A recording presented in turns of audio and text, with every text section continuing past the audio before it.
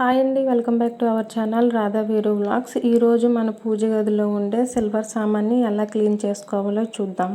ముందుగా ఒక గిన్నెలో వాటర్ తీసుకొని స్టవ్ ఆన్ చేసి పెట్టుకొని దానిలో 2 టేబుల్ స్పూన్ సర్పు 2 టేబుల్ స్పూన్ సాల్ట్ అయితే యాడ్ చేసుకొని తిప్పుకోవాలి.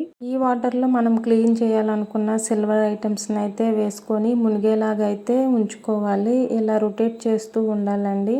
రొటేట్ చేయటం వల్ల కార్నర్స్లో ఉండే మురికి కూడా పోతుంది. ఇలా వైట్ షైనీగా అవుతున్నాయి అని చెప్పేసి నా పట్టీలు కూడా వాష్ చేసి అయితే ఆ వాటర్లో వేసాను.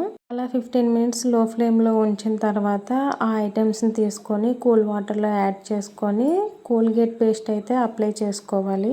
ఇక్కడ ఏ సోపు అప్లై చేయాల్సిన అవసరం లేదండి. కోల్గేట్ పేస్ట్ అప్లై చేసిన తర్వాత స్క్రబ్బర్తో రుద్దుకొని వాష్ చేసుకోవడమే. అంతేనండి, సింపుల్గా 0 బడ్జెట్లోనే 3 ఐటమ్స్తో మన ఇంట్లో ఉండే సిల్వర్ ఐటమ్స్ కొత్త వాటిలా కనిపించేలాగా అయితే వాష్ చేసుకోవచ్చు.